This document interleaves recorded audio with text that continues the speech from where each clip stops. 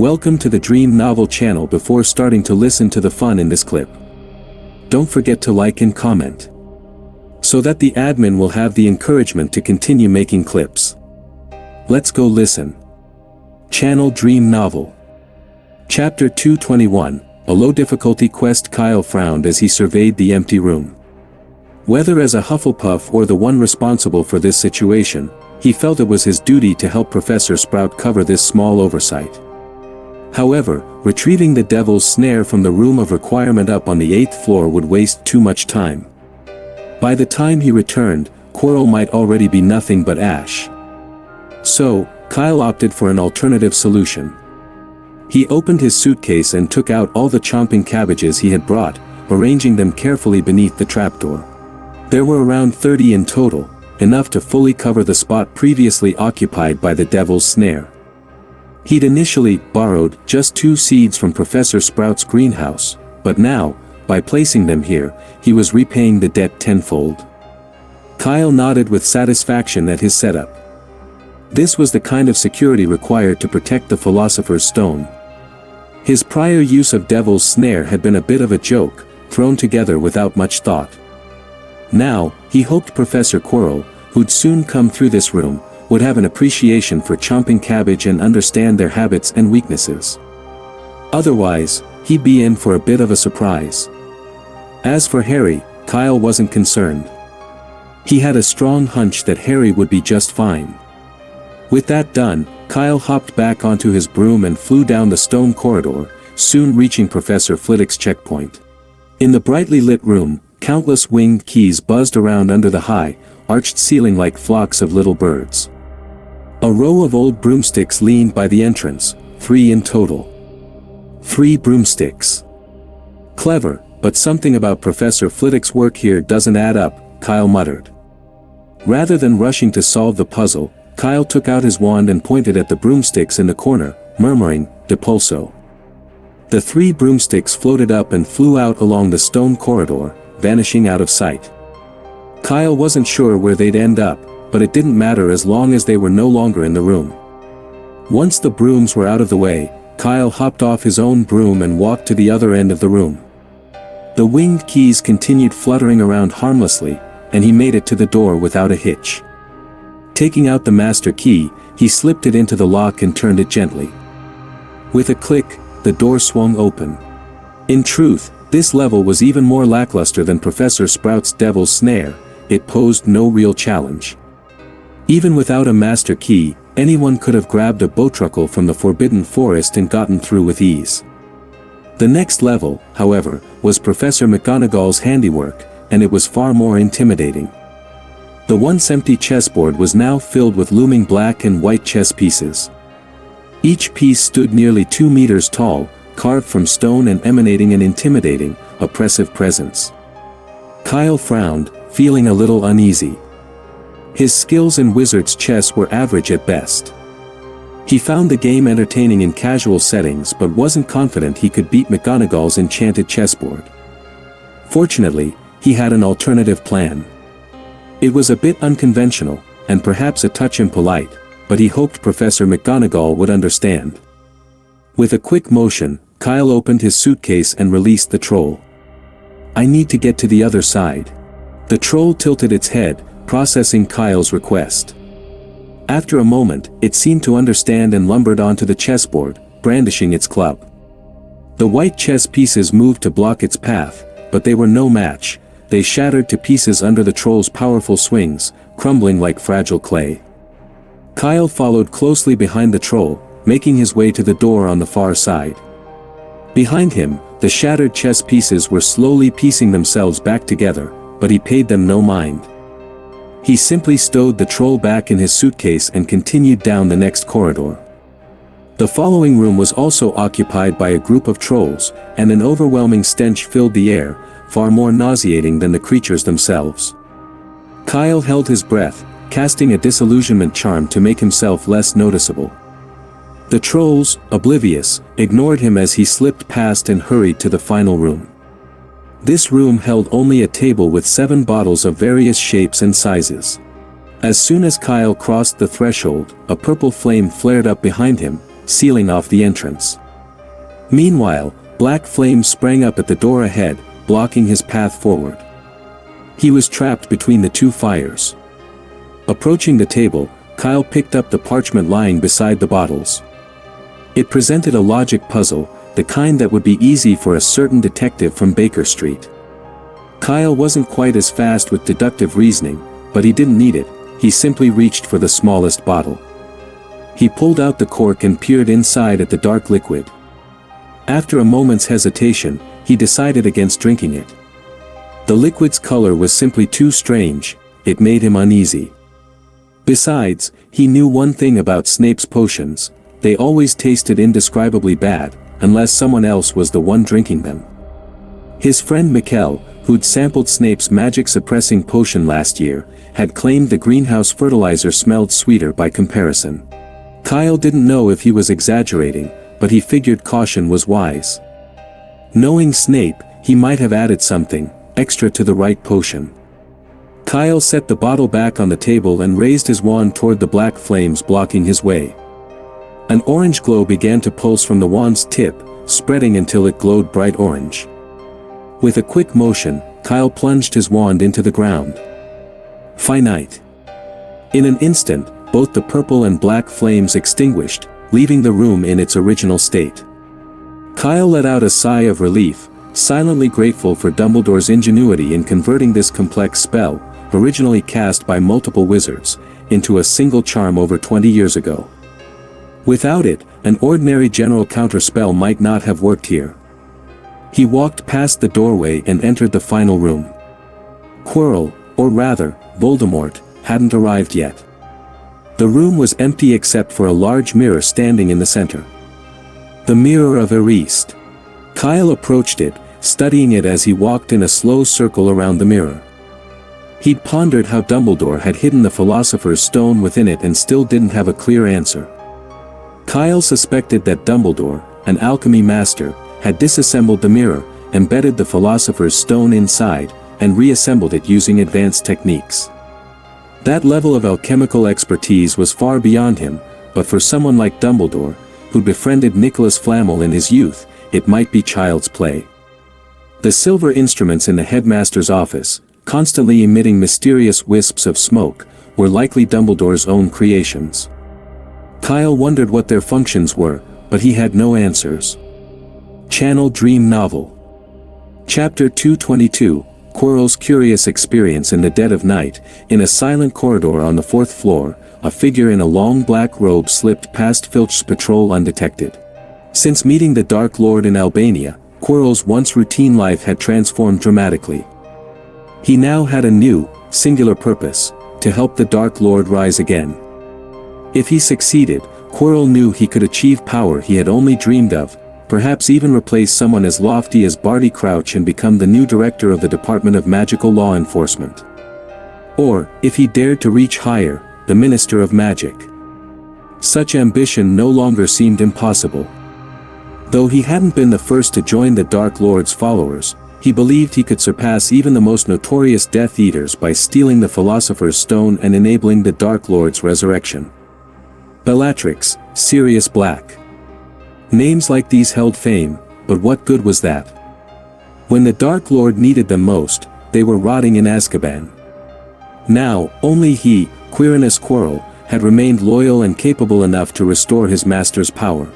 Why should they get to reclaim glory after they'd been little more than Dementor fodder? And the Dark Lord had promised him so much. In return for his success, Quirrell would receive limitless power, unimaginable wealth, and, above all else, immortality. Staring at the worn wooden door before him, Quirrell felt a feverish anticipation rise in his chest. If he could pass through the challenges ahead, then power, riches, and eternal life were his for the taking. He'd spent all year researching, probing, and observing, learning as much as he could about the obstacles set up by the other professors.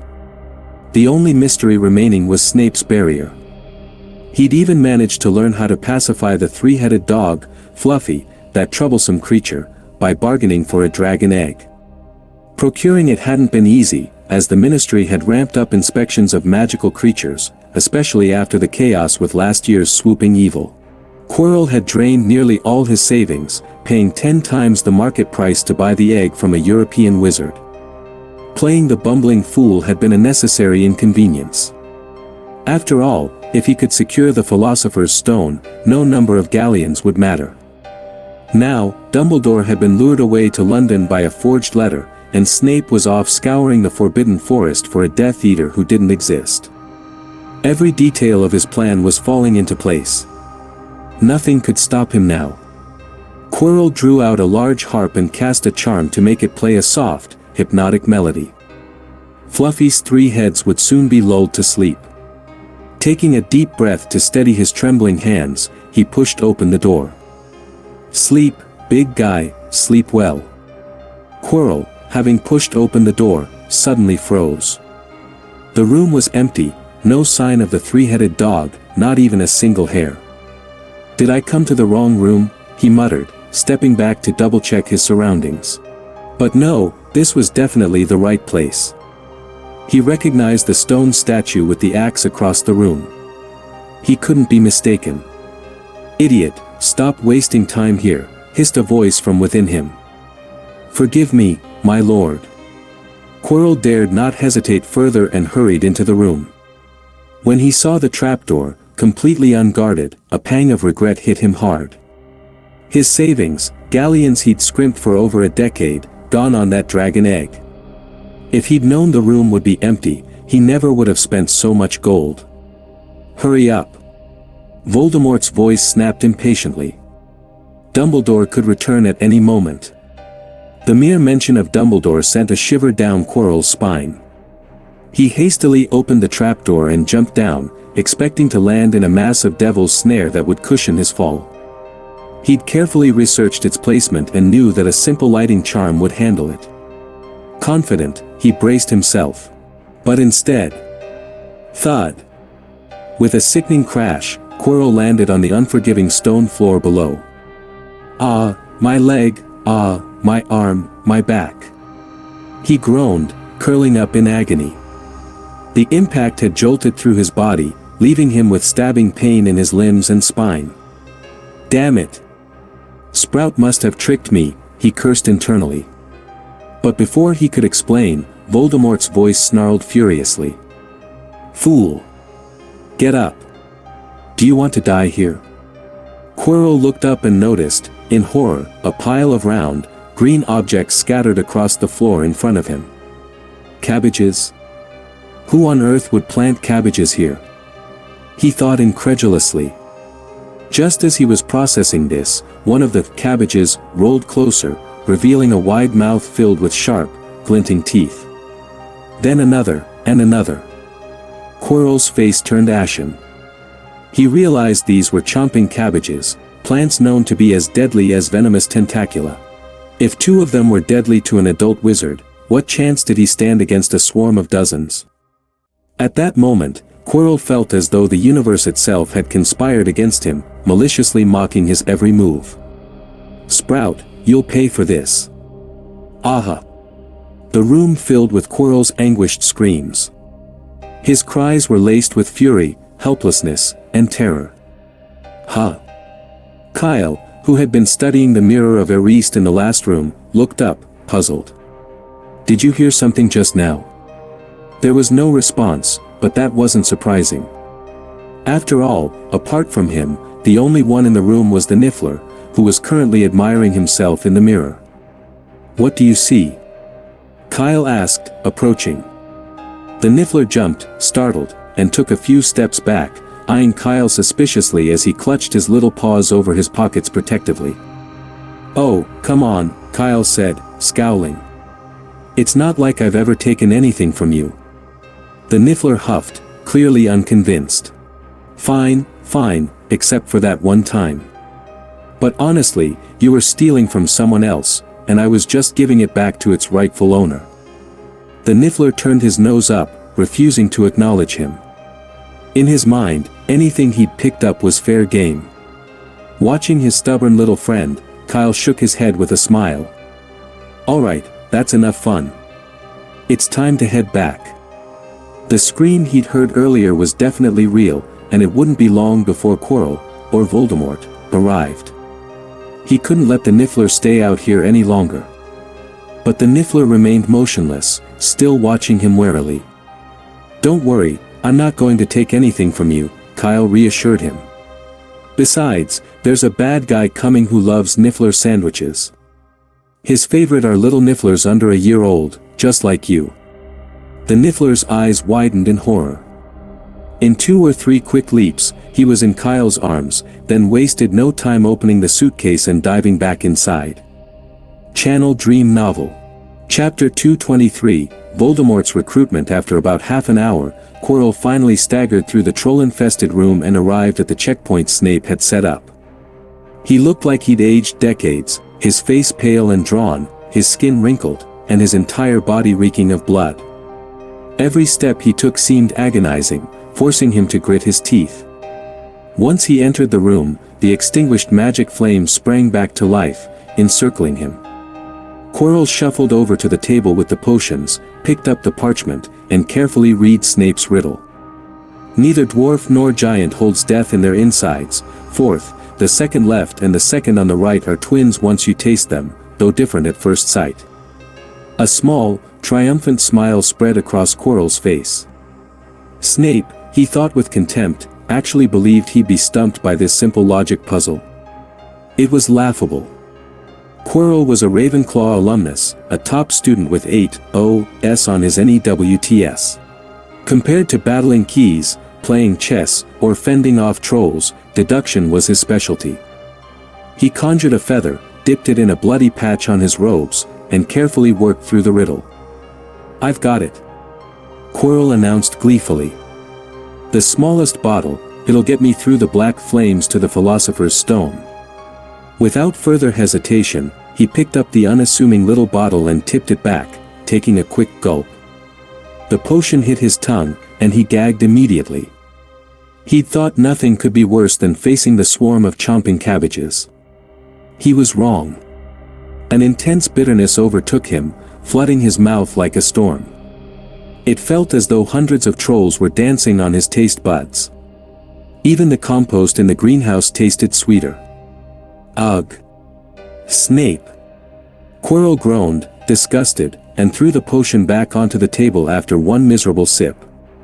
Covering his mouth and clutching his stomach, he stumbled through the black flames. "Just you wait, Snape," he muttered darkly, "when I have the Philosopher's Stone and bring back the Dark Lord, neither you nor Sprout will escape my revenge." Breathing heavily, he staggered into the final room, only to find it already occupied. And the person waiting was neither Snape nor Dumbledore. Harry Potter. Quirrell gasped, utterly shocked. "Professor, it's me," replied the figure, turning around with a nervous look. "I was just wondering if I'd run into you here, and here you are." The boy took a step forward, as if to approach. "Wait, Professor Quirrell, you look terribly hurt. Let me take you to the hospital wing, stay where you are." Quirrell barked, pulling out his wand and pointing it at Harry. "Hand over the Philosopher's Stone. Now." Quirrell's mind reeled. Of all the scenarios he'd imagined, facing Snape in a duel, begging for mercy if he encountered Dumbledore, he'd never once pictured this. Harry Potter, waiting for him as if he'd been there all along. How had the boy even survived the chomping cabbages? Philosopher's Stone. "What are you talking about?" said Harry with a puzzled expression. "Isn't the final reward here this mirror?"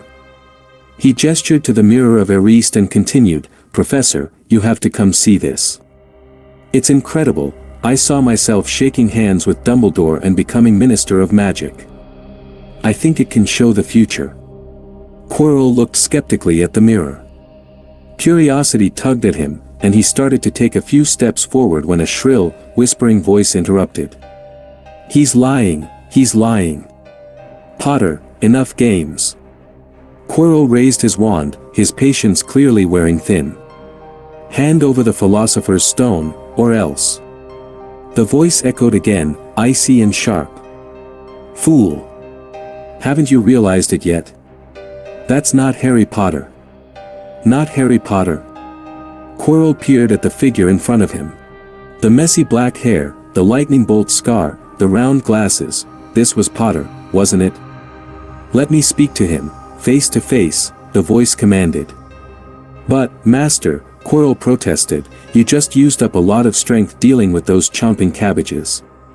You need to rest. Thanks to your blundering. The voice sneered, but I still have strength left. Of course, Master, Quirrell stammered obediently, bending down to unwrap the scarf from his head. Slowly, he turned around, revealing the ghastly visage on the back of his head. The face was chalk white, with gleaming red eyes and nostrils as thin and slitted as a snake's. You don't seem surprised at all, Voldemort rasped, eyes narrowing. Quirrell would never have dared to steal the Philosopher's Stone alone. Harry responded calmly, I just didn't expect you to appear quite like this. Mr. Voldemort. You know me? Voldemort looked genuinely taken aback. Well, it's rather obvious, isn't it? By the way, Kyle added casually, how did you know I wasn't Harry Potter? I thought my disguise was quite thorough. The badge, Voldemort replied, his voice a low hiss. Harry Potter would never wear the Slytherin crest. Ah, a pity. But I couldn't possibly wear that ridiculous lion badge. With that, Kyle took off the glasses, tossing them aside. As they hit the ground, they transformed back into a Bertie Bott's every flavor bean. Director Sykes had provided Kyle with plenty of useful supplies, including a large bottle of Polyjuice potion. Getting a strand of Harry's hair had been no trouble at all. If he'd wanted to, he probably could have tricked Harry into giving him his entire school uniform. But that hadn't been necessary. Who are you? Voldemort murmured with interest, Malfoy. Not. Perhaps Selwyn. No need to guess, Mr. Voldemort, Kyle replied with a wave of his hand. Since I went through the trouble of using Polyjuice potion, I'm clearly not keen on revealing my real name. Bold and clever, remarkably level-headed, Voldemort mused, his tone turning to a silky whisper of temptation. It seems Slytherin has produced another exceptional young wizard. Join me, help me retrieve the Philosopher's Stone, and I'll grant you unimaginable power and riches beyond your dreams. Master. Quirrell's face crumpled with a mixture of resentment and desperation. I am your most loyal servant. He'd been the one to find the Dark Lord in Albania, to fight through each perilous trap. And yet, here was this stranger, who had done nothing, receiving the Dark Lord's admiration. Channel Dream Novel. Chapter 224, Horcrux facing Voldemort's offer. Kyle felt no excitement whatsoever. His heart was completely unmoved. Just think back to what that other famous villain had said 60 years ago, for the greater good. It was grand, stirring, almost poetic. But Voldemort? He only spoke of power and status, vague, empty promises that any wise person could see through. Frankly, his old-fashioned rhetoric might fool simple minds like Quirrell's, but not anyone with an ounce of sense. Still, Kyle supposed Voldemort didn't have much else to offer. Every prized artifact he'd gathered, Slytherin's locket, Hufflepuff's cup, had been twisted into Horcruxes, meaning they couldn't exactly be shared as rewards. And if Voldemort did possess a more inspiring slogan, something that rallied others, I am the chosen one, the only one, or fight for a better tomorrow, perhaps Riddle, not Dumbledore, would be headmaster today. Protected by a clemency, Kyle's thoughts remained hidden, so Voldemort saw only his silence.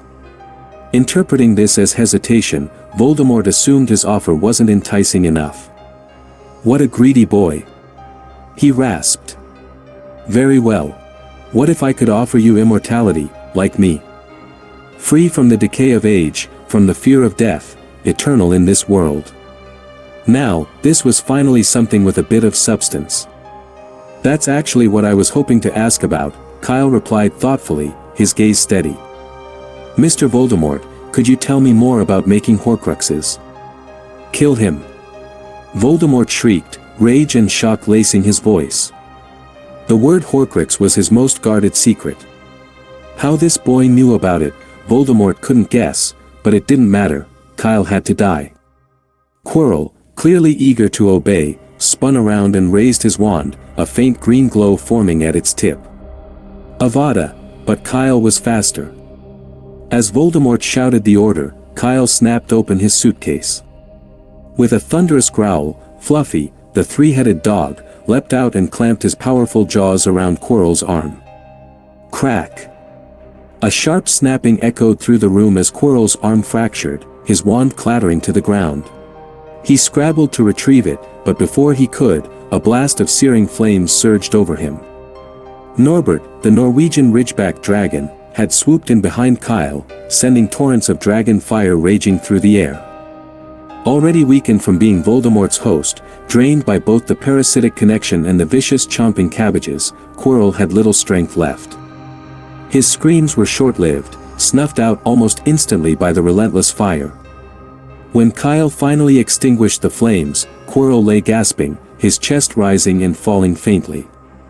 He was barely alive, only the unicorn blood he'd consumed had kept him from dying outright. With a low growl, Fluffy lunged, sinking his teeth into Quirrell's side. Norbert, hovering nearby, rumbled and prepared another burst of fire, ready to incinerate what little life was left in him at a moment's notice. I was going to mention that earlier. Kyle walked over, shaking his head slightly. Pointing a wand at someone so carelessly is very dangerous, Professor Quirrell. Who are you? Voldemort's red eyes blazed with murderous intent. If sheer will could kill, Kyle would have been struck down countless times by now. Of course, Voldemort's gaze could indeed kill under normal circumstances, but he was far too weakened to perform wandless magic. And with Quirrell in such a debilitated state, there was no life force left for Voldemort to drain. Mr. Voldemort, Kyle said coolly, your time is valuable. So if you don't have anything useful to say, let's not waste it. He paused, eyes unblinking. Now, tell me, how are Horcruxes made? At this, Voldemort seemed to relax, his expression dark but composed. How did you learn about Horcruxes? He asked. Kyle smiled, amused. It's actually a funny story. You know the Room of Requirement, the enchanted room on the 8th floor. He chuckled, guess what I found in there? Honestly, that plaster bust you hit it on is a bit of an eyesore. Ravenclaw's diadem, Voldemort replied in a flat tone. Precisely, Kyle continued. Of course, since you're the one who put it there, I figured you'd know. At first, I was thrilled to find it, but then I realized something was wrong. Kyle's expression grew thoughtful. I spent the entire school year searching through my family's library. Eventually, I confirmed that the diadem had been made into a Horcrux. That discovery piqued my curiosity, but none of the books I had went into enough detail about the actual process. I even scoured the restricted section here at Hogwarts, but there was nothing useful. Dumbledore. Voldemort sneered. That hypocrite probably collected every book on Horcruxes himself. Exactly. So, naturally, I came to ask you. I couldn't exactly ask the headmaster for help with this topic. But why should I tell you? Voldemort sneered, his eyes narrowing with malicious glee. You could kill Quirrell right now, for all I care. He's nothing but a second-rate servant, an ill-fitting tool. Even if he dies, it wouldn't make a difference to me. I take it you're not going to tell me, then, Kyle replied with a sigh. But Voldemort's expression suddenly shifted. No. I've changed my mind, he said with a disturbing smile. As a reward for finding the diadem, I'll tell you all about Horcruxes. His laugh rang out, sharp and derisive. He. Dumbledore, my dear professor, would never teach you something like this. But I will. What can you do about that, great Dumbledore? Listen carefully, Voldemort continued in a low, venomous voice, to create a Horcrux, you must first take a life. But more importantly, you must master a specific spell that allows you to split and manipulate your own soul. Kyle couldn't help raising an eyebrow. He had intended to pressure Voldemort into sharing his knowledge, perhaps even by offering him the diadem as leverage. But to Kyle's surprise, Voldemort agreed readily, simply out of a desire to defy Dumbledore? All this because of his obsession with proving himself against Dumbledore. Kyle thought, half amused, half baffled. Honestly, is this rivalry or something more? But that was Voldemort's business, not his. With a quick, cautious glance at Voldemort, Kyle took out a self-writing quill and parchment, preparing to take notes. The room shifted in mood, transforming almost into a classroom, though this professor was far more dangerous than any Hogwarts instructor. To Kyle's surprise, Voldemort did seem to have a talent for teaching. His explanations were clear and concise, honing in on the key elements and summarizing complex, dark magic into manageable parts. Even a subject as intricate as Horcruxes took only minutes for Voldemort to explain without a single unnecessary word. When he'd finished, Voldemort regarded Kyle with a cold sneer. "I look forward to the day when Dumbledore discovers you've made a Horcrux." I can only imagine the look on his face. Heh. Channel Dream Novel. Chapter 225, The Destroyed Philosopher's Stone. Voldemort seemed eager for Kyle to be caught by Dumbledore while researching Horcruxes, or perhaps he simply believed it inevitable that anyone foolish enough to pursue this dark magic at Hogwarts would be discovered. "You don't need to worry about that, Professor," Kyle replied smoothly, carefully tucking the parchment away. Of course, Kyle knew better than to trust Voldemort's words completely. The information might be accurate, but there was no guarantee. Until he could obtain secrets of the darkest art, Voldemort's notes would remain nothing more than a guideline. "Did you just call me Professor?" Voldemort's face twisted slightly in surprise. "Well, you did teach me something, after all," Kyle said with a casual shrug. "It seems only fitting. Don't play games with me." Voldemort sneered, his voice laced with contempt. "Do you really think I'll let you walk away that easily, you insolent fool? Enjoy every day you have left, because I will return." He narrowed his eyes. "No matter how many Horcruxes you make, I'll dig them out, one by one. You won't escape." "Well then, happy hunting, my dear Professor," Kyle said with a laugh.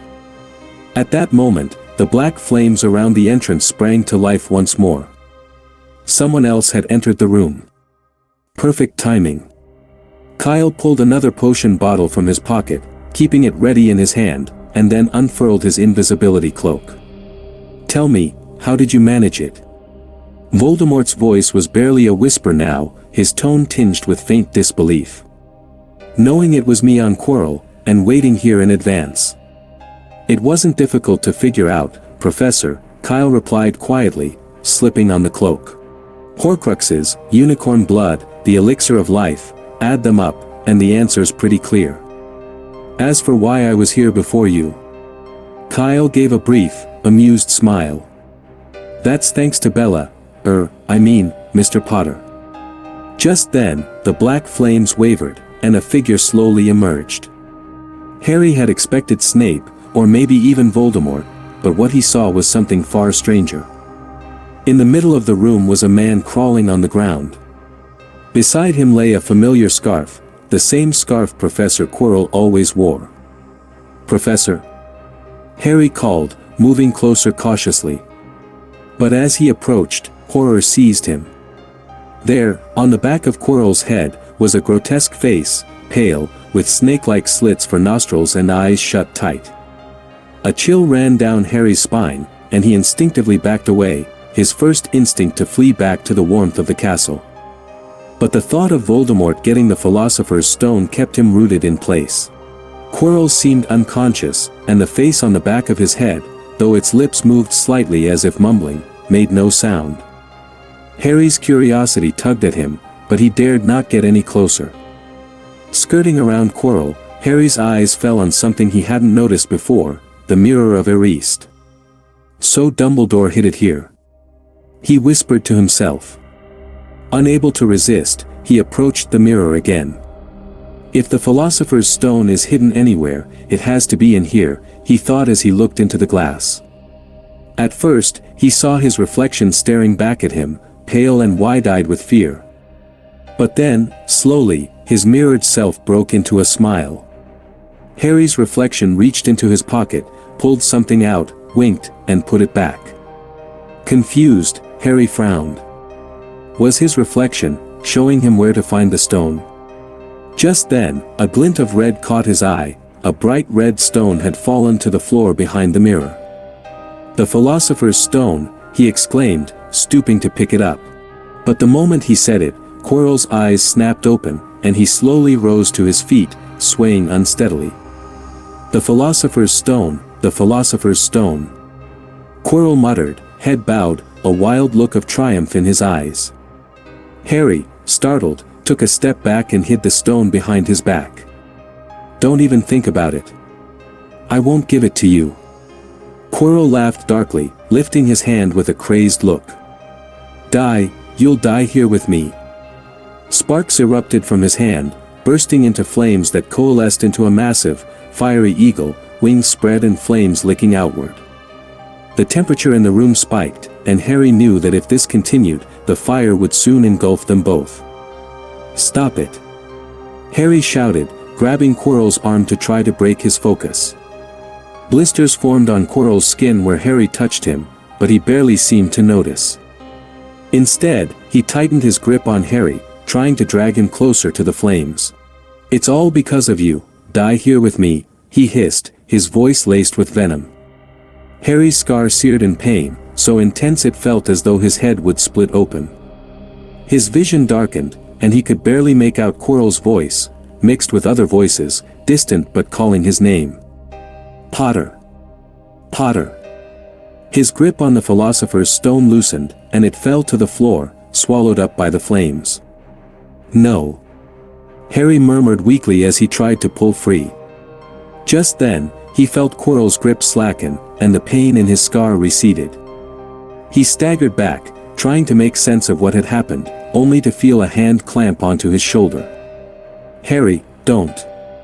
This is fiend fire, you'll die if you go in there." Kyle. Harry looked up in shock, recognizing his friend through the haze. "What are you doing here?" "No time to explain," Kyle replied, eyes narrowing as he took in the situation. He mentally kicked himself for not acting sooner. He'd seen Quirrell stirring but had thought the professor's only goal was one last attempt to take down Harry, not that he'd be able to conjure fiend fire without a wand. "Let's get out of here," Kyle said, gripping Harry's arm as his wand began to glow with an orange light, preparing to counter the flames. But just as he was about to act, the fiend fire suddenly extinguished, leaving the room silent and still. "Looks like I arrived just in time," came a calm voice from the doorway.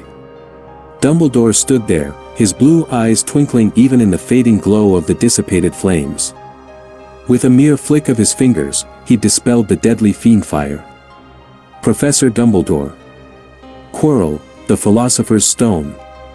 Harry tried to explain, still shaken. Dumbledore shook his head gently. "We'll discuss this later, Harry. You need rest."